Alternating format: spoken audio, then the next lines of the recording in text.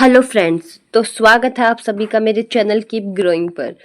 तो चलो हम देखते हैं आज हम ये वीडियो 1 है, पार्ट 1 रहेगा। संसदीय शासन प्रणाली पर NCERT बेस्ड क्वेश्चंस हैं, ठीक है। और ये हर वनडे एग्जाम के लिए भी इम्पोर्टेंट है एंड देन टीचिंग एग्जाम्स के लिए तो इम्पोर्टेंट है ही गई। और ये TGT SST के लिए तो वेरी वेरी इंपॉर्टेंट टॉपिक है, ठीक है। ये बिल्कुल हॉट टॉपिक्स है, ये सब PYQ हैं। ऐसे आपने कहीं नहीं देखे होंगे, ऐसे मैं बिल्कुल छाट कर ला रही हूँ आप लोगों के लिए क्वेश्चन, सो प्लीज अटेंशन। तो कौन से वाला चैप्टर है? संसदीय शासन प्रणाली। इससे पहले मैंने बहुत सारी वीडियोस बनाई है, तो आप मेरे चैनल पर विजिट करें और सबको देखो, ठीक है। निम्नलिखित में से कौन सी संसदीय शासन लोकतंत्र की एक आवश्यक संस्था नहीं है? लोकतंत्र की कौन सी एक आवश्यक संस्था नहीं है? तो इन्होंने क्या पूछा है, कौन सी नहीं है? चुनाव आयोग है, न्यायपालिका है, योजना आयोग। योजना आयोग की जगह अब क्या आ गया है? योजना आयोग की जगह नीति आयोग आ गया। अब क्या आ गया है? नीति आयोग। और ये कब आया है? ये 2015 में आया है, ठीक है। इसको रिप्लेस कर दिया गया योजना आयोग को। ध्यान रखना आप लोग, किसको रिप्लेस कर दिया गया है? योजना आयोग को। तो यही हमारे लोकतंत्र का भी आवश्यक अंग नहीं है।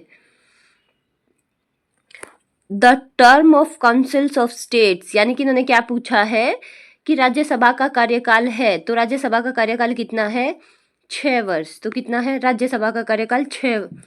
No no no no no, ये है 6 वर्ष है राज्यसभा के सदस्यों का कार्यकाल। मैंने देखने में थोड़ी भूल करी। राज्यसभा के सदस्य, ऐसे ही मिस्टेक हो जाती है एग्जाम्स में। राज्यसभा के सदस्यों का कार्यकाल 6 वर्ष है, लेकिन राज्यसभा एक स्थायी, यानी कि एक स्थायी सदन है, ये कभी भी भंग नहीं हो सकता।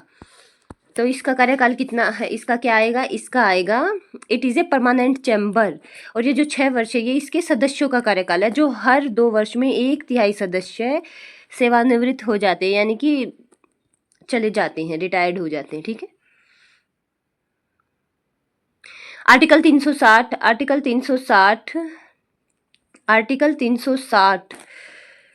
राष्ट्रपति को किस की घोषणा करने का अधिकार देता है? आर्टिकल 360 संविधान में राष्ट्रपति को किसकी घोषणा करने का, आर्टिकल 360 किससे संबंधित है? आर्टिकल 360 है वित्तीय इमरजेंसी से। किससे? वित्तीय इमरजेंसी से, फाइनेंशियल इमरजेंसी से। किससे संबंधित है? फाइनेंशियल इमरजेंसी से, ठीक है। तो देखो, आर्टिकल 360 राष्ट्रपति को वित्तीय आपातकाल की घोषणा करने का अधिकार देता है यदि राष्ट्रपति संतुष्ट है कि देश में ऐसी स्थिति उत्पन्न हो गई है जिसके कारण भारत की वित्तीय स्थिरता, भारत की साख या उसके क्षेत्र के किसी भी हिस्से को वित्तीय स्थिरता को खतरा है, तो वह केंद्र की सतह पर अनुच्छेद 360 के तहत वित्तीय आपातकाल घोषित कर देगा। क्या घोषित कर देगा? वित्तीय आपातकाल। किसके अकॉर्डिंग? आर्टिकल 360 के अकॉर्डिंग। लेकिन आज तक एक बार भी नहीं लगा है, ठीक है। ऐसा नहीं हुआ है, और ना ही हो तो बेटर है। क्वेश्चन नंबर 4, संसद और सरकार के बीच के संबंध के बारे में निम्न में से कौन सा कथन सत्य है? तो कौन सा कथन सत्य है? चलो हम पढ़ते हैं इनको। सरकार संसद पर नियंत्रण रखती है, संसद सरकार पर नियंत्रण रखती है। हाँ, यही सत्य है। क्या है? संसद सरकार पर नियंत्रण रखती है, ना कि सरकार संसद पर, ठीक है। भारत के रक्षा बलों का सुप्रीम कमांडर कौन होता है? तो कौन होता है? आपने हमेशा देखा होगा कि कुछ भी प्रोग्राम वगैरह या कुछ भी कोई भी विंग वगैरह चल रही होती है तो उधर कौन होता है रेडी होके? राष्ट्रपति। तो कौन होता है? राष्ट्रपति। सर्वोच्च सेनापति कौन होता है? राष्ट्रपति। इस समता में वह थल सेना, जल सेना और वायु सेना, यानी कि तीनों का प्रमुख होता है। किसका प्रमुख होता है? तीनों का प्रमुख होता है। ये याद रखना आप लोगों को। और आगे चलते हैं हम। राज्यसभा में राज्यों के प्रतिनिधित्व किस आधार पर दिया जाता है? तो ये किसके आधार पर दिया जाता है? तो ये उनकी आबादी के अधिकार पर, यानी कि जनसंख्या के आधार पर। किसके? जनसंख्या के आधार पर, यानी आबादी के आधार पर। अब ये देख लो, ये ऑप्शन में कहाँ है? आकार के अनुपात के नहीं, सीटों का आवंटन नो, आबादी के अनुपात के आधार पर। किस पर? आबादी के अनुपात के आधार पर। ये देखो, जनसंख्या के आधार पर है। बड़े राज्यों से अधिक प्रतिनिधित्व और छोटे राज्यों से कम प्रतिनिधित्व प्रतिनिधि आते हैं, ठीक है, उनका कम प्रतिनिधित्व करते हैं। भारत में राष्ट्रपति और राज्यपाल दोनों को उनके देश द्वारा सलाह दी जाती है। तो किसके द्वारा सलाह दी जाती है? हमें पता ही है। तो वो किसके द्वारा सलाह दी जाती है? मंत्रिपरिषद। मंत्रिपरिषद की सलाह पर ही ये कार्य करती हैं, ठीक है। कौन सा अनुच्छेद संसद के सचिवालय से संबंधित है? तो कौन सा अनुच्छेद संसद के सचिवालय से संबंधित है? आर्टिकल 98, अनुच्छेद 98। संसद के सचिवालय से संबंधित है। और ये देखो कहाँ आया है, एनवीएस में आया हुआ क्वेश्चन है, किसमें आया हुआ है, एनवीएस में। और प्रत्येक सदन में एक अलग सचिवालय कर्मचारी वर्ग होगा। संसद के किसी भी सदन के सदस्य सचिवालय कर्मचारी संसद द्वारा निर्धारित प्रतिबंधों और सेवा आवश्यकताओं के अधीन है। आर्टिकल 100 क्या बोलता है, अब ये देखो। आर्टिकल 100 कहता है कि सदनों में मतदान, रिक्तियां और कोरम के बावजूद कार्य करने के लिए सदनों की शक्ति संबंधित है। क्या है, सदनों की शक्ति संबंधित है। और आर्टिकल 101 सीटों की, आर्टिकल 101 क्या बोलता है कि सीटों की अतिरिक्त रिक्तियों से संबंधित है। और आर्टिकल 102 सदस्यता के लिए अयोग्यता से संबंधित है। किससे, सदस्यता के लिए अयोग्यता से संबंधित है। और हम देखते हैं 9, इनमें से कौन सा राजकोषीय नीतियों को बनाता है, इनमें से कौन है जो राजकोषीय नीतियों को बनाता है। तो कौन बनाता है, वित्त मंत्रालय बनाता है, या भारतीय राज्य सुरक्षा विनिमय परिषद, या नीति आयोग, या रिजर्व बैंक ऑफ इंडिया। तो कौन बनाता है राजकोषीय नीतियां, तो वो बनाता है वित्त मंत्रालय। कौन बनाता है, वित्त मंत्रालय। अब हम इसको पढ़ लेते हैं। वित्त मंत्री भारत सरकार द्वारा तैयार की जाती है। राजकोषीय नीति किसके द्वारा, वित्त मंत्रालय के द्वारा। किसके द्वारा, वित्त मंत्रालय के द्वारा। याद रखना, किसके द्वारा तय की जाती है, वित्त मंत्रालय के द्वारा, ठीक है। और आर्थिक मामले, व्यय, राजस्व, निवेश और सार्वजनिक संपत्ति, वित्तीय सेवा आयोग, लोक उद्यम, ये सब किसके द्वारा किए जाते हैं, वित्त आयोग के द्वारा, ठीक है। संसद के लिए सरकार, भारतीय संविधान में विभिन्न शब्दावलियों का प्रयोग किया जाता है। निम्न में से कौन सा गलत है। स्थगन, सदन की बैठक या कार्यवाही का एक समय से सदन की पुनः बैठक के लिए निर्दिष्ट दूसरे समय तक स्थगन, यानी कि इसमें बताया गया है कि स्थगन का ये अर्थ है। आगे पढ़ते हैं हम। स्त्रावासन का अर्थ है लोकसभा के अध्यक्ष द्वारा दिए गए आदेश द्वारा सत्र का समापन। और उसके बाद क्या है, तीसरे नंबर पे क्या दिया है, विघटन या भंग। राष्ट्रपति द्वारा दिए गए आदेश के द्वारा 5 वर्ष की समाप्ति पर लोकसभा के कार्यकाल की समाप्ति। और इनमें से कोई नहीं, या इनमें से कोई एक भी नहीं है, इनमें से एक से अधिक। तो इन्होंने क्या गलत पूछा, तो गलत क्या होगा, स्त्रावासन का अर्थ है लोकसभा के अध्यक्ष द्वारा आदेश द्वारा सत्र का समापन नहीं, सत्र का समापन नहीं होता, यानी कि सत्र का आह्वान होता है। क्या होता है, आह्वान होता है। तो आंसर क्या होगा, बी। समापन नहीं होता, इसका सत्रह आसन, यानी कि उसका आह्वान कर रहा है, उसको बुला रहा है, ठीक है। भारतीय संसद की गलत विशेषता को ज्ञात कीजिए। यह द्विसदनीय विधायिका है, तो यही गलत है क्योंकि यह द्विसदनीय नहीं है। यह द्विसदनीय विधायिका है, हाँ ये द्विसदनीय विधायिका है, सही कह रहे हैं, द्विसदनीय विधायिका है। यह एक राष्ट्रीय स्तरीय बहस मंच है। यस, यह एक राष्ट्रीय स्तरीय बहस मंच है। अंतर्राष्ट्रीय स्तर पर भी होता है और राष्ट्रीय स्तर पर भी, क्योंकि हम यहाँ चर्चा कर सकते हैं। और यह राज्यों के सरकारी कार्यालयों और मुद्दों का संबंध में एक साधन की भूमिका निभाता है। हाँ, निभाता है। राष्ट्रपति संसद की सहमति के बिना कानून बना सकते हैं। राष्ट्रपति संसद की सहमति के बिना, ये तो कभी भी नहीं हो सकता, ठीक है। तो इसका आंसर क्या आएगा, डी। इन्होंने गलती पूछा है तो क्या आएगा, डी। राष्ट्रपति कभी भी संसद की सहमति के बिना कानून नहीं बना सकते, ठीक है। संसद की शक्तियों के बारे में कौन सा कथन गलत है। संसद भारतीय भूभाग के परे या किसी भी भाग के लिए कानून बना सकती है। राज्य के विधानमंडल राज्य के पूरे या किसी भी हिस्से के लिए कानून बना सकती है। तो क्या है, हम इसको सारा पढ़ लेते हैं फर्स्टली, ठीक है। संसद को समवर्ती सूची और राज्य सूची में वर्णित न किए गए किसी भी मामले में संबंध में कोई कानून बनाने के लिए अन्य शक्ति है। यस, संसद को समवर्ती सूची और राज्य सूची में वर्णित न किए गए मामले पर, क्योंकि वो किस में आएंगे, वो अवशिष्ट सूची में आएंगे। किस में आएंगे, अवशिष्ट सूची में आएंगे। तो उन पर कौन बना सकता है, केंद्र ही बनाती है कानून, ठीक है। जैसे साइबर क्राइम वगैरह जो आजकल एआई से रिलेटेड हो गए। और संसद द्वारा बनाए गए कानूनों के बेहतर प्रशासन के लिए किसी अतिरिक्त न्यायालय की स्थापना के लिए संसद कानून बना सकती है, ये भी ठीक है। तो इन्होंने गलत पूछा है। किसी संसद द्वारा बनाए गए कानून को इस आधार पर अवैध माना जाएगा कि इसके अतिरिक्त क्षेत्रीय प्रभाव पर चालन हो सकता नहीं, ये बिल्कुल गलत है, ऐसा नहीं हो सकता। संसद द्वारा बनाए गए कानून को इस आधार पर अवैध नहीं माना जाएगा क्योंकि यह बिल्कुल असंवैधानिक है। तो इसका आंसर क्या होगा, डी होगा, ठीक है। क्या होगा, डी होगा। हम 13 नंबर क्वेश्चन पर आ गए हैं। भारतीय संविधान का डैश कुछ दशाओं में दोनों सदनों की संयुक्त बैठक के बारे में बात करता है। तो क्या है, क्या बात करता है, चलो हम आगे चलते हैं। कौन सा आर्टिकल बात करता है, तो वो आर्टिकल है आर्टिकल 108। तो आर्टिकल क्या है, आर्टिकल 108। आर्टिकल 108 के तहत ज्वाइंट सेशन होगा और इसकी अध्यक्षता 118 के तहत कौन करेगा, लोकसभा का अध्यक्ष करेगा, ठीक है। ये याद रखना आप लोग, बिल्कुल। ज्वाइंट सेशन किसके अतिरिक्त, आर्टिकल 108 के तहत होता है, ठीक है। अब ये देखो, जैसा कि भारत के संविधान द्वारा सलाह दी गई है कि दो सदनीय सत्रों के बीच का अंतर डैश से अधिक नहीं होना चाहिए, तो किससे अधिक नहीं होना चाहिए? ये तो बिल्कुल लड्डू क्वेश्चन है। 6 महीने से अधिक नहीं होना चाहिए। किससे? 6 महीने से अधिक नहीं होना चाहिए। अब ये देखो, सामान्यतः 3 सत्र होते हैं एक साल में, बजट सत्र, मानसून सत्र, शीतकालीन सत्र। तो ये कैसे? फरवरी से मई, अभी बजट सत्र चल रहा, मई चली गई तो इसका मतलब ये भी खत्म हो गया। मई जून को छोड़ के अभी इनकी छुट्टियां चलेंगी जून में, और फिर क्या चलेगा? जुलाई सत्र, जुलाई से मानसून सत्र, जुलाई से सितंबर, और फिर नवंबर से दिसंबर शीतकालीन सत्र। याद रखना आप लोग, ठीक है? क्या चलेगा? शीतकालीन सत्र। 3 है, बजट सत्र, मानसून सत्र और शीतकालीन सत्र, ठीक है? अब आगे आ गए क्वेश्चन नंबर 15 पर। किस पर आ गए हैं? क्वेश्चन नंबर 15 पर। किस पर आ गए? क्वेश्चन नंबर 15 पर, ठीक है? किसी विधेयक पर संसद के दोनों सदनों में असहमति की स्थिति में, यानी कि किसी विधेयक पर दोनों सदनों में उस पर असहमति हो जाए तो क्या होता है?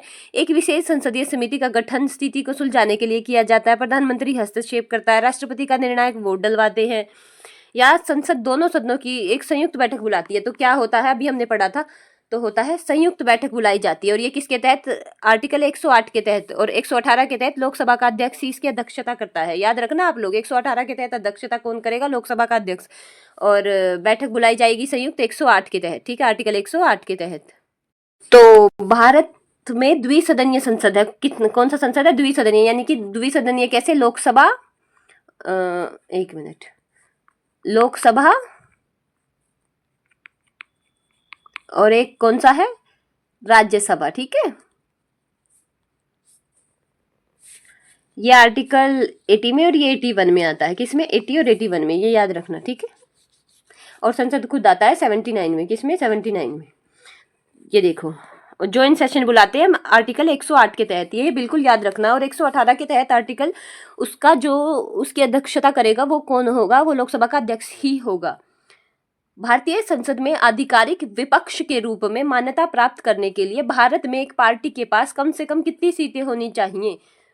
तो कितनी सीटें होनी चाहिए? करीबन 1/10, 10वीं, ठीक है? क्या मान्यता प्राप्त करने के लिए? 1/10, या 6 से अधिक राज्यों में, 4 से अधिक राज्यों में उनके नेता, और 6 से अधिक जिलों में, कुछ ऐसे ही होता है, ठीक है? तो 1/10 पर विजय उनकी हासिल होनी चाहिए, ठीक है? ये थे राज्य सरकार पर, ये केंद्र सरकार से संबंधित आ गए, ठीक है?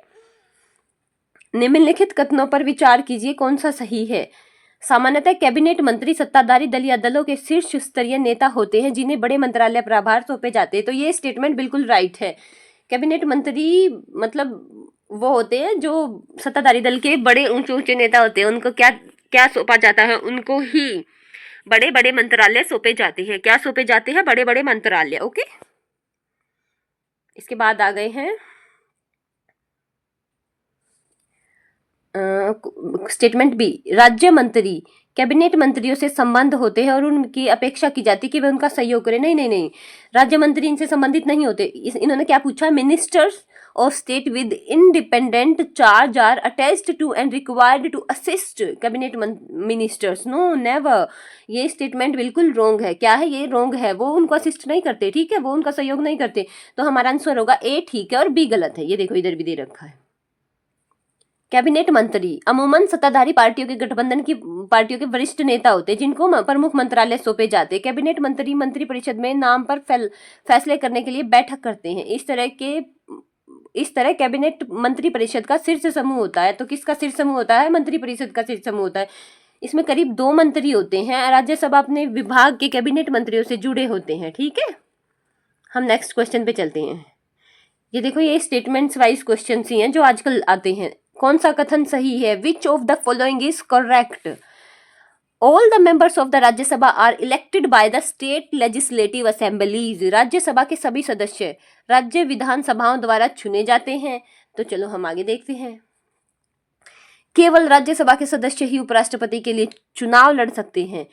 तो इन्होंने सही पूछा। लोकसभा का उम्मीदवार भारत के किसी भी राज्य से चुनाव लड़ सकता है, जबकि राज्यसभा के उम्मीदवार आमतौर पर राज्य का निवासी होना चाहिए। और इसके बाद क्या है? ऐसा कुछ नहीं है, बट राज्यसभा का भी कहीं से भी लड़ सकता है। संविधान स्पष्ट रूप से राज्यसभा के मनोनीत सदस्यों की मंत्री पद पर नियुक्ति पर रोक लगा सकता है। संविधान स्पष्ट रूप से राज्यसभा के मनोनीत सदस्यों की नहीं, अभी तो ये ऐसा है नहीं। 12 सदस्य मनोनीत होते हैं, बट ऐसा है नहीं, अभी ऐसा कहीं लिखा नहीं गया है, ठीक है? तो इसका यही है, राज्यसभा के सभी सदस्य राज्य विधानसभाओं द्वारा चुने जाते हैं। तो इसका आंसर कौन सा है? Question number A. तो याद रखना आप लोग, इसका आंसर कौन सा है? क्वेश्चन नंबर ए सही है स्टेटमेंट। ठीक है, हम आगे चलते हैं। संसद के प्रथम स्तर की शुरुआत वाले दिन प्रत्येक वर्ष दोनों सदनों की संयुक्त बैठक को कौन संबोधित करता है? तो कौन संबोधित करता है? वो राष्ट्रपति है। कौन करता है? प्रेसिडेंट। कौन करता है? प्रेसिडेंट। ठीक है, तो कौन करता है? याद रखना आप लोग, प्रेसिडेंट करता है। ओके।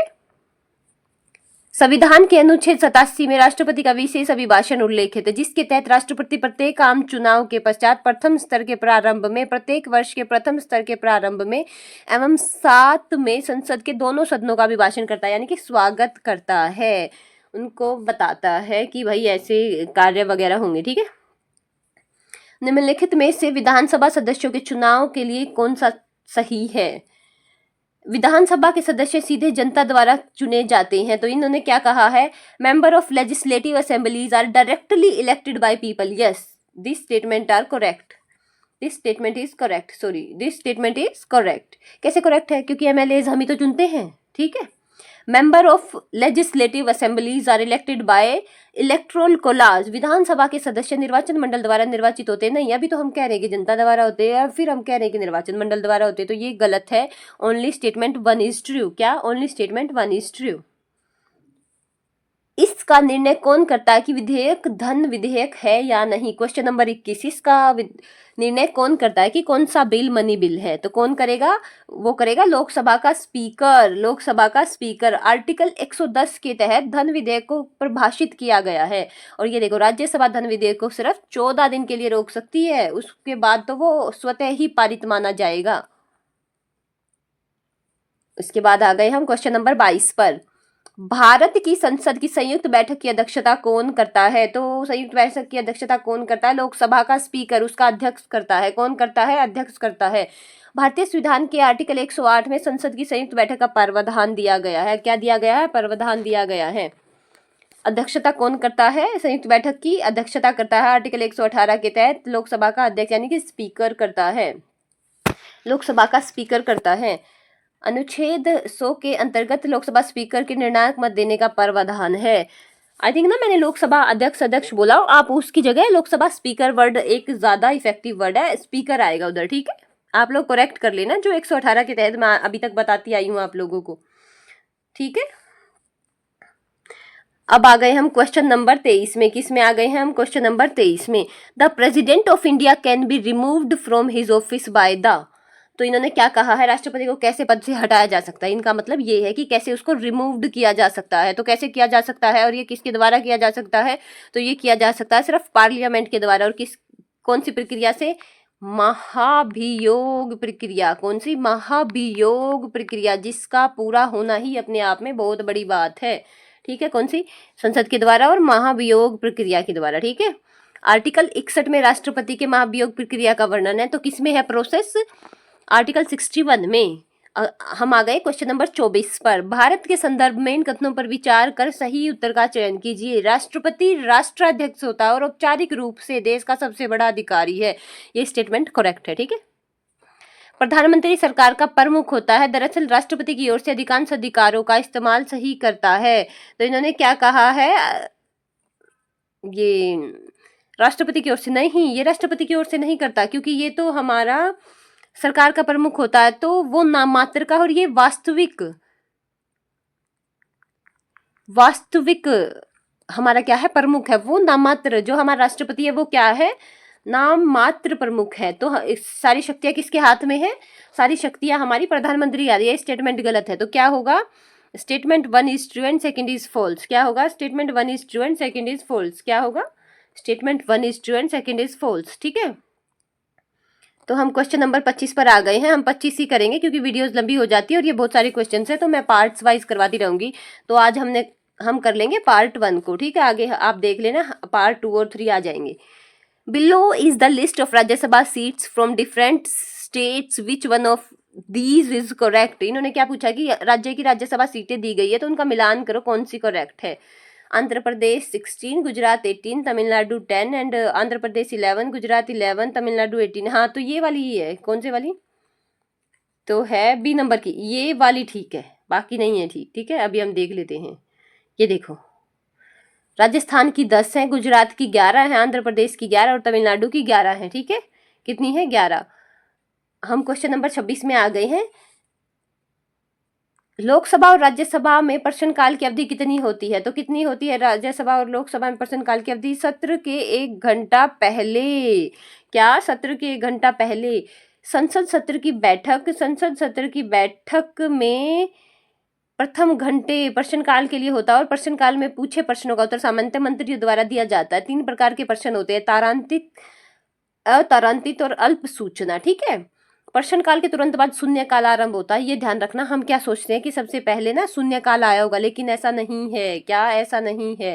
पहले क्या आता है? पहले आता है प्रश्नकाल, फिर आता है शून्यकाल। ये 12 बजे शुरू होता है। इसकी संसद सदस्य बिना पूर्व सूचना के मामलों को उठा सकते हैं। इसमें क्या है कि बिना पूर्व सूचना के मामलों को उठा सकते हैं।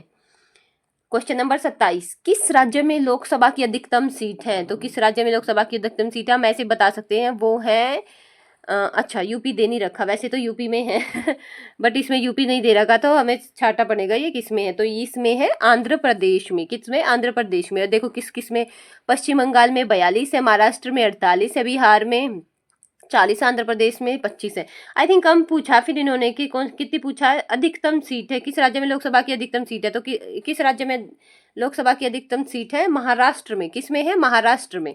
तो यहाँ आंसर आएगा महाराष्ट्र में। किस में? महाराष्ट्र में।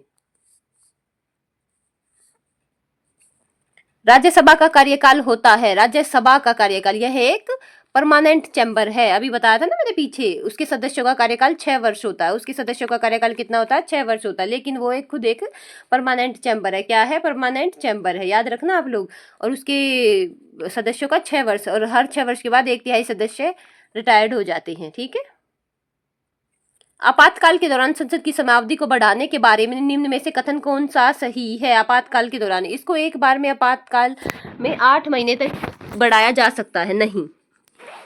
इसको एक बार में 1 वर्ष तक बढ़ा नहीं, 6 माह तक ही बढ़ाया जा सकता है। आपातकाल रुक जाने के बाद 6 माह तक ही बढ़ाया जाता है। रुक जाने के बाद अभी एक बार इस पर विचार, हाँ ये वाली स्टेटमेंट ठीक है। ठीक है, ये ठीक है। एक बार में आपातकाल को 1 वर्ष के लिए बढ़ाया जा, 8 माह के लिए बढ़ाया जा सकता है। इसको एक बार के लिए 8 माह के लिए बढ़ाया जा सकता है, ये ठीक है। इनमें से 2 स्टेटमेंट्स ठीक है, तो इसका आंसर आएगा more than one of above. क्या आएगा? उपरोक्त में से एक से अधिक। तो चलो इसकी एक्सप्लेनेशन भी दे रखी होगी। ये देखो, 1 वर्ष के लिए बढ़ाया जा सकता है। आपातकाल समाप्त होने के बाद यह विस्तार सिर्फ 6 महीने की अवधि तक ही रहता है, उससे ज्यादा नहीं। तो क्या है? 2 है, वो 1 वर्ष वाला और 6 महीने वाला। ठीक है, ये लास्ट क्वेश्चन है, क्वेश्चन नंबर 30। इसके बाद पार्ट 2 में आएंगे। किसमें? पार्ट 2 में आएंगे। ओके, भारत में संसद के किसी सदन का कोरम कितना होता है? तो संसद के किसी सदन का कोरम कितना होता है? सदन की सदस्यता का 1/5, या सदन की सदस्यता का 1/8, या सदन की सदस्यता का 1/10, या इसमें से एक से अधिक, या कोई भी नहीं। तो वो क्या होता है? ये तो हम बिल्कुल बचपन से पढ़ते आ रहे हैं, सदन की सदस्यता का 1/10। Question answer number 3। क्या? Answer number 3। ठीक है, ये देखो, भारत में संसद के किसी सदन का कोरम सदन 1/10 होता है। कोरम सदन कितनी सदस्यता होती है? 1/10। भारत के संविधान का अनुच्छेद 100 यह कहता है कि सदन के कुल सदस्यों का कम से कम 10% उपस्थित होना चाहिए। संसद की किसी भी सदन की बैठक का गठन करने के लिए, क्या? किसी भी बैठक का गठन करने के लिए कितने होने चाहिए? कम से कम 10%, यानी कि 1/10। ठीक है, तो thank you friends, thank you so much. तो वीडियो को आज यही समाप्त करते हैं। Thank you so much.